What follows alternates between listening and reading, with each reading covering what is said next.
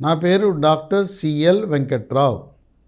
నా cell number, WhatsApp number 9848055806. నా cell number, WhatsApp number 9848505586. నేను గతంలో మెడికల్ కౌన్సిల్ ఆఫ్ ఇండియా సభ్యుడిగా 7 సంవత్సరాల పాటు పనిచేసి వైద్య విద్య గురించి, వైద్య కళాశాలల గురించి, డెంటల్ కాలేజీల గురించి, ఇంటర్మీడియట్ బైపీసీ పాస్ అయిన తర్వాత ఏ కోర్సులు చదివితే బంగారు భవిష్యత్తు అనే విషయంలో లోతైన అధ్యయనం చేసి తల్లిదండ్రులకు, విద్యార్థులకు ప్రతిరోజు రాత్రి 8 గంటల తర్వాత జూమ్ మీటింగ్లో అనుమానాలు నివృత్తి చేస్తూ, సలహాలు సూచనలు ఇస్తూ, నీట్ పాస్ అయిన వారికి, నీట్ ఫెయిల్ అయిన వారికి, ఎంసెట్ ర్యాంకులు వచ్చిన వారికి, ఇంటర్మీడియట్ మార్కుల ఆధారంగా ఏ కోర్సుల్లో బైపీసీ స్ట్రీమ్ వాళ్ళు చేరొచ్చు అనే అంశాలను ఈ విద్యా సంవత్సరంలో జూమ్ మీటింగ్ ద్వారా డిసెంబర్ నెలాఖరు వరకు కొనసాగించడం జరుగుతుంది. ఎవరైనా జూమ్ మీటింగ్లో జాయిన్ అవ్వాలనుకునేవారు మీరు నా వాట్సాప్ నంబర్లో జూమ్ లింక్ పంపండి అని ఒక సందేశం, మెసేజ్ పంపించండి. ఈ సంవత్సరము నీట్ పరీక్ష వివాదాస్పదమైంది, లీకేజ్ అయింది. ఇప్పుడు చివరికి సుప్రీంకోర్టుకు చేరింది. సుప్రీంకోర్టులో ఈరోజు గురువారము 18 జూలై ఉదయం 10:30 నుంచి సాయంత్రం వరకు రోజంతా కేవలం నీట్ పరీక్ష మళ్ళీ పెట్టాలా వద్దా అనే అంశంపై వాదోపవాదాలు జరిగాయి. దీంట్లో 134 మంది విద్యార్థులు నీట్ పరీక్ష మళ్ళీ పెట్టమని సుప్రీంకోర్టులో వాళ్ళు దరఖాస్తు పెట్టుకున్నారు. 154 మంది విద్యార్థులు ఎక్కడో నీట్ పరీక్ష ఎక్కడో 1-2 సెంటర్లో లీక్ అయినంత మాత్రాన మేము కష్టపడి చదువుకొని ర్యాంకులు తెచ్చుకున్నాం, నీటు రద్దు సమంజసము కాదు అని చెప్పి వాళ్ళ తరపున న్యాయవాదులు వాదోపవాదాలు చేశారు. ఈరోజు వాదోపవాదాలు విన్న సుప్రీంకోర్టు ధర్మాసనం ప్రధాన న్యాయమూర్తి చంద్రచూడ్ ఆధ్వర్యంలో తుది తీర్పు కోసం జూలై 22 సోమవారం నాటికి వాయిదా వేసింది. చాలా కూలంకషంగా అన్ని విషయాలు అధ్యయనం చేసి సోమవారం 22 జూలై ఉదయం 10:30 నుంచి భోజన విరామం సమయం లోపల తుది తీర్పు వెలువరించడానికి సిద్ధంగా ఉన్నామని ప్రకటించారు. సుప్రీంకోర్టు ధర్మాసనము వాళ్ళ యొక్క వాలకం చూస్తే, వాళ్ళు అడిగే ప్రశ్నలు, రాబట్టే సమాధానాలు, దాన్ని బట్టి చూస్తే నీట్ పరీక్ష మళ్ళీ జరిగే అవకాశము లేదు. మే 5వ తారీఖున జరిగిన నీట్ పరీక్ష ఆధారంగానే అడ్మిషన్లు జరుగుతాయి. కేంద్ర ప్రభుత్వం మేము అడ్మిషన్లకు నోటిఫికేషన్ సిద్ధం చేశాం, కోర్టు అనుమతిస్తే విడుదల చేస్తామంటే సుప్రీంకోర్టు ఏం చెప్పారంటే, ఆగండి, మీ అడ్మిషన్ల ప్రక్రియకు నోటిఫికేషన్ 22 సోమవారం దాకా ఆగి సోమవారము తరువాత మా తుది తీర్పు వెలువడిన తర్వాత మీ నోటిఫికేషన్ ఇచ్చి అడ్మిషన్ల ప్రక్రియ ప్రారంభించండి అని చెప్పారు. ఈలోపు సుప్రీంకోర్టు ధర్మాసనం కేంద్ర ప్రభుత్వానికి, ఎన్టీఏకి ఒక సమాచారాన్ని ఎన్టీఏ వెబ్సైట్లో పెట్టవలసిందిగా పారదర్శకంగా చెప్పింది. అది ఎప్పటి లోపల శనివారం మధ్యాహ్నం 12 గంటల లోపు. ఈరోజు దేశంలో 4750 సెంటర్లలో అన్ని రాష్ట్రాలలో 571 పట్టణాల్లో నీట్ పరీక్ష జరిగింది. పేర్లు లేకుండా సెంటర్ల వారీగా ఎంతమంది పరీక్ష రాశారు, ఆ సెంటర్లలో పరీక్ష రాసిన వారికి మార్కులు ఎన్ని వచ్చినాయి అనే విషయాన్ని పారదర్శకత కోసం వెబ్సైట్లో పెట్టమని నేషనల్ టెస్టింగ్ ఏజెన్సీకి, కేంద్ర ప్రభుత్వానికి ఆదేశాలు జారీ చేశారు. అంటే 12 గంటలు శనివారము 20వ తారీఖు తరువాత ఎవరైనా కూడా మీరు పరీక్ష రాసిన సెంటర్లలో వివిధ విద్యార్థులకు పేర్లుండవు, అక్కడ మార్కులు ఎన్ని వచ్చినాయి అనేది మనకి కనపడుతుంది. అయితే సుప్రీంకోర్టు ప్రధానంగా ఐఐటి మద్రాస్ ఇచ్చిన నివేదిక మీద ఆధారపడి మళ్ళీ నీట్ పరీక్ష పెట్టడానికి అంత సుముఖత వ్యక్తం చేయటం లేదు. మద్రాస్ ఐఐటి ఒక అంతర్జాతీయ స్థాయి కలిగిన సంస్థ, ఖ్యాతి కలిగిన సంస్థ, ప్రఖ్యాత సంస్థ. వాళ్ళ నివేదికను మనం నమ్మాలి. వాళ్ళు చేసిన డేటా అనాలసిస్, డేటా విశ్లేషణ, ఐఐటి మద్రాస్ వాళ్ళు మొత్తం 23,60,000 మంది విద్యార్థులు ఎవరైతే చదివారో వాళ్ళ మార్కులను 24లో పరీక్ష రాసిన వాళ్ళని, 23లో పరీక్ష రాసిన వాళ్ళని, 22లో రాసిన వాళ్ళని, 21లో రాసిన వాళ్ళని సరిపోల్చారు. పోల్చి చూసి గత సంవత్సరాలతో పోలిస్తే ఈ 24లో ఎక్కడా కూడా ఏ రాష్ట్రంలో ఏ సెంటర్లో కూడా ఏమీ గణనీయమైన మార్పు లేదు, లీక్ అయిందనడానికి ఏమీ ఆధారాలు లేవని తేల్చారు. ఐఐటి మద్రాస్ వాళ్ళు మరొక విషయాన్ని తేల్చి చెప్పారు.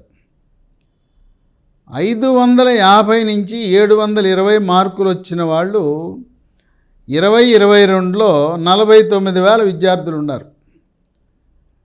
550 నుంచి 720 మార్కులు వచ్చిన వాళ్ళు 2023లో 64,000 మంది ఉన్నారు. ఈ 24 నీట్లో 550 నుంచి 720 మార్కుల మధ్య వచ్చిన వారు 1,42,000 మంది ఉన్నారు. ఏది ఏమైనా ర్యాంకుల ఆధారంగానే, ఆల్ ఇండియా ర్యాంకుల ఆధారంగానే అడ్మిషన్ జరుగుతాయి, కానీ మార్కుల్ని ప్రామాణికంగా తీసుకోరు. దీన్ని ఎందుకు ఇంతమందికి ఎక్కువ మందికి ఎక్కువ మార్కులు వచ్చినాయి అనే దాన్ని డేటా విశ్లేషణ ద్వారా, డేటా సైన్స్ ద్వారా వాళ్ళు విశ్లేషణ చేస్తే ఈ విద్యా సంవత్సరంలో నీట్ సిలబస్సు 25% తగ్గించడమైంది. నీట్ సిలబస్సు తగ్గించడమే కాక ప్రశ్నాపత్రం సులభంగా ఉండటం వల్ల ఎక్కువ మంది 1,42,000 మంది 550 నుంచి 720 మార్కులు పొందారు అని చెప్పి వాళ్ళ నివేదిక ఇవ్వడం జరిగింది. ఇంకొక విశ్లేషణ కూడా ఐఐటి మద్రాసు వాళ్ళు చేశారు. దేశంలో నీట్లో మొదటి 100 ర్యాంకులు వచ్చిన వాళ్ళు ఏ ఏ రాష్ట్రాల్లో ఉన్నారు అనేది విశ్లేషణ చేశారు.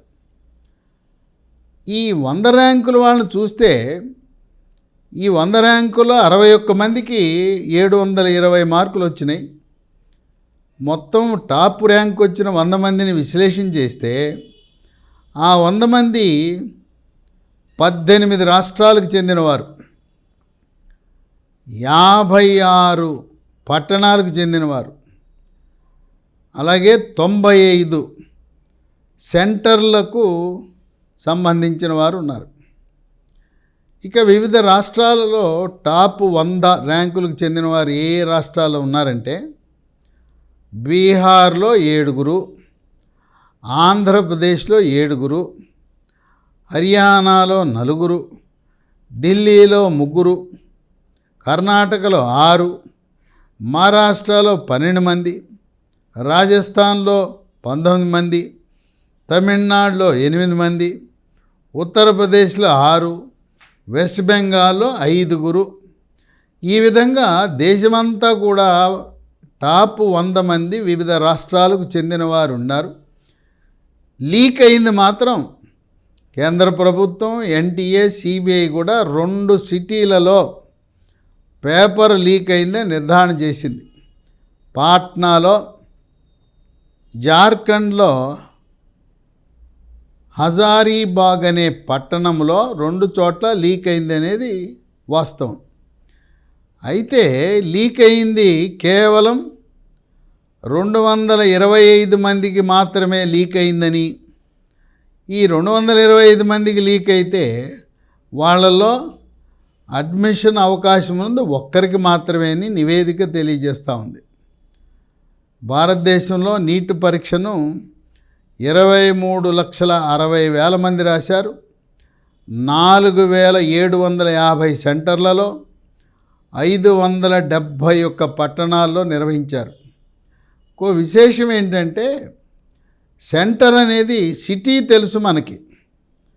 ఉదాహరణకు హైదరాబాదు, విశాఖపట్నం అనే సెంటర్ తెలుస్తుంది, పట్టణం తెలుస్తుంది. ఎక్కడ పరీక్ష జరుగుతుందనే సెంటర్ విషయము కేవలం 2 రోజుల ముందు మాత్రమే విద్యార్థులకు సమాచారం వస్తుంది.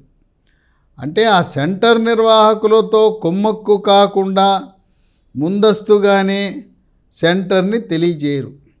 మనము కేవలం పట్టణాన్నే కోరుకోగలుగుతాం, కానీ మన అడ్రస్సు, పర్మనెంట్ అడ్రస్సు, తాత్కాలిక అడ్రస్సు ఆధారంగా సిటీని, పట్టణాన్ని ఎంపిక చేసుకోగలం, కానీ మన ఇష్ట ప్రకారం సెంటర్ని కోరుకోవటం అసంభవం. అది కేవలం కంప్యూటర్ మాత్రమే సెంటర్ని అలాట్మెంట్ చేస్తుంది.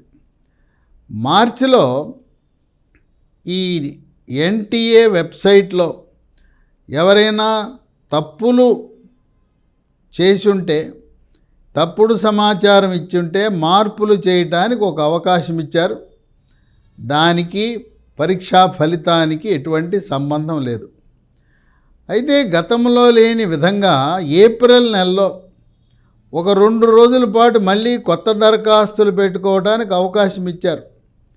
రాజస్థాను, కర్ణాటక హైకోర్టు ఉత్తర్వుల ప్రకారం ఒక 4,000 మంది విద్యార్థులు వాళ్ళ విజ్ఞప్తుల మేరకు 2 రోజులు మళ్ళీ కొత్త దరఖాస్తులు ఏప్రిల్ నెలలో పెట్టుకోవడానికి అవకాశం ఇస్తే 15,000 మంది కొత్త దరఖాస్తులు పెట్టుకున్నారు.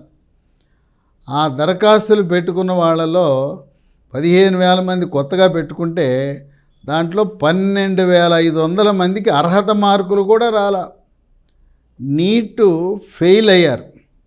కనుక ఏప్రిల్లో కొత్త దరఖాస్తులు పెట్టుకున్నంత మాత్రాన ఎటువంటి ప్రభావము ఈ పరీక్షపై లేదు. అయితే సుప్రీంకోర్టు పేపర్లు ఎక్కడ ముద్రిస్తారు, ఎలా రవాణా చేస్తారు, ఎటువంటి భద్రత కల్పిస్తారు, ముద్రించిన నుంచి కళాశాల పరీక్షా కేంద్రంకి వెళ్ళే వరకు మాకు తెలియజేయండి అని చెప్తే కేంద్ర ప్రభుత్వము, ఎన్టీఏ సవివరముగా కోర్టుకు వివరించారు. ఇది ప్రింటింగ్ ప్రెస్సులు 2 చోట్ల ప్రింట్ అవుతాయి, 2 పేపర్లు ప్రింట్ అవుతాయి. ప్రింట్ అయిన తర్వాత ఏప్రిల్ 24వ తారీఖు నుంచి ఏప్రిల్ 28 వరకు ఒక ప్రముఖ కొరియర్ కంపెనీకి బాధ్యత ఇచ్చి ఈ ప్రింటింగ్ ప్రెస్లో ముద్రించిన పేపర్లను ఒక సెట్టు కెనరా బ్యాంక్కి, మరొక సెట్టు స్టేట్ బ్యాంక్ ఆఫ్ ఇండియాకి 3వ తారీఖు నాటికి చేర్చాలి. ఈ పేపర్ల రవాణాకు ఒక ప్రత్యేక వాహనం ట్రంక్ పెట్టెలో డిజిటల్ లాక్ వేసి GPS ఈ వాహనం యొక్క కదలికలను ఎప్పటికప్పుడు పరిశీలిస్తూ ఈ ట్రంక్ పెట్టెని భద్రతతో 3వ తారీఖు నాటికి Canara bank, state bank of ఇండియాకి చేర్చడం జరుగుతుంది. దీన్ని భారతదేశమే కాకుండా ఇతర దేశాల్లో కూడా పరీక్ష నిర్వహిస్తున్నందువల్ల అక్కడకు కూడా పంపవలసిన అవసరం ఉన్నది. ఈ సంవత్సరము Canara bank, state bank of ఇండియాకు పంపిన పేపర్లలో స్టేట్ బ్యాంక్ ఆఫ్ ఇండియా పేపర్ని పరీక్షా కేంద్రాలకు పంపమని చెప్పారు. ఆ ప్రక్రియ 5వ తారీఖు ఉదయం 8 గంటలకు ప్రారంభమైంది. పాట్నాలోను, హజారీబాగ్లోను ఉదయం 8 గంటలకి బ్యాంకు నుంచి పరీక్షా కేంద్రానికి చేరవేసే ప్రక్రియలో ఆ బండెలు విడదీసి ఫోటో తీసి ఆ ఫోటో తీసిన పేపర్ని 225 మందికి లీక్ చేశారని ఎన్టీఏ కేంద్ర ప్రభుత్వము సుప్రీంకోర్టుకి సమాచారం ఇచ్చింది. పేపర్ లీక్ అయిన తర్వాత కేవలం 2 గంటలే సమయం ఉంది. అందువల్ల ఇది సోషల్ మీడియాలో లీకు కాలేదని ఖరాఖండిగా కేంద్ర ప్రభుత్వం ఎన్టీఏ కోర్టుని ఒప్పించగలిగింది. నీట్ పరీక్ష మళ్ళీ నిర్వహించమని చెప్పే అడ్వకేట్లు టెలిగ్రామ్లో లీక్ అయిందని వాళ్ళు చెప్పారు. ఆ టెలిగ్రామ్ వ్యవహారం ఏంటంటే 5వ తారీఖు పరీక్ష అయిపోయిన తర్వాత సాయంత్రము 5:45 టెలిగ్రామ్లో పెట్టి 5వ తారీఖునే ఆ తారీఖును 5ని మార్చి 4గా చేశారు. ఈ విషయం కూడా సుప్రీంకోర్టు ఈ టెలిగ్రామ్లో డేటు మార్చడం విషయమై చాలా సీరియస్ అయ్యారు. ఎక్కడా కూడా సోషల్ మీడియాలో లీక్ అయినట్టు ఆధారాలు లేవు. ఈ టెలిగ్రామ్లో కూడా అది మార్ఫింగ్ ప్రక్రియ ద్వారా కరెక్షన్ చేయటం ద్వారా 5 అనే తారీఖుని 4గా పెట్టారనేది కోర్టు పూర్తిగా విశ్వసించింది. ఇటువంటి పరిస్థితులలో వాదోపవాదాలు జరిగిన తర్వాత సుప్రీంకోర్టు ధర్మాసనం రీనీట్ అంటే నీట్ పరీక్ష మళ్ళీ పెట్టమనే అవకాశము దాదాపుగా లేనట్టే. ఇలాంటి తప్పులు మళ్ళీ జరగకుండా పునరావృతము కాకుండా తగు జాగ్రత్తలు తీసుకోమని శుతిమెత్తగా హెచ్చరికలు జారీ చేయబోతా ఉన్నారు. దీనికి కీలకంగా ఐఐటి మద్రాసు వారిచ్చిన data analysis, data analytics Supreme Court తీర్పుకి ఒక కీలకంగా మారటం అనేది విశేషం. ఎక్కడా కూడా ఈ పేపర్ లీకేజీ చేసిన వాళ్ళేదో డబ్బు కోసం, డబ్బు సంపాదన కోసం లీక్ చేస్తారు కానీ సోషల్ మీడియాలో, ఫేస్బుక్లో, వాట్సాప్లో, టెలిగ్రామ్లో ఎందుకు పెడతారు? వాడేదో పేపర్ లీక్ చేసి 10 మందికో 20 మందికో రహస్యంగా లీక్ చేసి వాళ్ళ స్టూడెంట్స్ని కొద్దిమందిని కూర్చోబెట్టి చదివిస్తారు కానీ వాడు దుర్బుద్ధితో, ధనాపేక్షతో, డబ్బు సంపాదించాలనే అక్రమార్కుడు వాడెందుకు సోషల్ మీడియాలో పెడతాడని చెప్పి సుప్రీంకోర్టు ధర్మాసనం కూడా విశ్వసిస్తూ ఉంది. కనుక ఈ యొక్క ప్రక్రియ ఎవడో డబ్బు కోసం వాడు చేసిన పని కనుక సోషల్ మీడియాలో వ్యాప్తి జరగలేదు అని విశ్వసిస్తూ ఉంది. కనుక పాట్నాకి, జార్ఖండ్లో హజారీబాగ్లో జరిగిన కొద్దిపాటి లీకేజీలు, దాంట్లో కూడా ప్రశ్నాపత్రం లీక్ అయినా కూడా సమాధానాలు ఎలా ఉంటాయో, ఎలా రాయాలో తెలవక అయోమయానికి గురై ఒక్కడికి మాత్రమే 225 మందికి లీక్ అయితే ఒక్కడికి మాత్రమే సీటు వచ్చే పరిస్థితి ఉన్నది. కనుక విద్యార్థులు తల్లిదండ్రులు ఈ అడ్మిషన్ ప్రక్రియకు సిద్ధం కండి. 22 జూలై తర్వాత నోటిఫికేషన్ విడుదలవుతుంది. ఆల్ ఇండియా కోటాకి అడ్మిషన్లు జరుగుతాయి. దాంతోపాటు వివిధ రాష్ట్రాలకు సమాంతరంగా నోటిఫికేషన్ విడుదలవుతుంది. కనుక తెలుగు విద్యార్థులు ఎంసీసీ ఆల్ ఇండియా కోటా కోసం, అలాగే రాష్ట్రాల్లో ఆంధ్రప్రదేశ్ రాష్ట్రంలో డాక్టర్ ఎన్టీఆర్ యూహెచ్ఎస్ వెబ్సైట్లోను, తెలంగాణ విద్యార్థులు కాళోజీ నారాయణరావు యూనివర్సిటీ వెబ్సైట్లోను ఎక్కడ దరఖాస్తు పెట్టినా, ఏ రాష్ట్రానికి పెట్టినా మీరు ఫీజు కట్టడం తప్పనిసరి. అలాగే మనము దేశంలో ఉండే దాదాపు 20 రాష్ట్రాలకు దరఖాస్తు పెట్టుకునే అవకాశం ఉంది. బి కేటగిరీలో చేరాలనుకున్న వాళ్ళు 3,50,000 ర్యాంకు లోపల ఉన్న వారికి మాత్రమే వస్తుంది. 3,50,000 పై ర్యాంకు ఉన్నవాళ్ళు బి కేటగిరీలో 12 నుంచి 15 లక్షలు సంవత్సరానికి కట్టే ఫీజు. ఉత్తరప్రదేశ్, హర్యానాలో అక్కడైతే మొదటి రౌండ్లో పెడితే తప్పనిసరిగా బి కేటగిరీలో సీట్ వస్తుంది. అలాగే అమెరికా వెళ్దామనుకున్న వాళ్ళు సి కేటగిరీ ఎన్ఆర్ఐ డీమ్డ్ యూనివర్సిటీలో ఫీజులు కట్టే బదులుగా జమైకాలో బిమ్స్ అనే మెడికల్ కాలేజ్ ఉంది. కేవలం 5 సంవత్సరాల కోర్సు. అక్కడ చదివితే అమెరికాకు వెళ్ళటం చాలా సులభతరం. కనుక భారతదేశంలో చదివి అమెరికా పరీక్ష పాస్ అవటం కష్టం. యుఎస్ఎంఎల్ఈ వీసా కూడా రావటం కష్టం. కనుక ఎవరైతే C category, NRI category deemed యూనివర్సిటీలో చేరదామనుకునేవారు భారతదేశంలో విద్యను అభ్యసించే బదులు జమైకా నుంచి అమెరికా వెళ్ళటం సులభతరం. విదేశీ విద్య Russia, China, Ukraine, Armenia, Georgia ఈ దేశాలలో వైద్య విద్యకు గుర్తింపు లేదు. 18 నవంబర్ 2021 తరువాత నేషనల్ మెడికల్ కమిషన్ చట్టము ద్వారా విదేశాలలో వైద్య విద్యను అభ్యసిస్తే భారతదేశంలో గుర్తింపు ఉండదు, ఎఫ్ఎంజీ పరీక్షకు అర్హత ఉండదు అని చెప్పి కేంద్ర ప్రభుత్వము 18 నవంబర్ 2021 రోజు గెజిట్ ఆఫ్ ఇండియాలో నోటిఫికేషన్ జారీ చేయటం జరిగింది. ఎంబీబీఎస్ సీట్ రాకపోతే ఆయుర్వేదం కోర్సు చాలా బాగుంటుంది.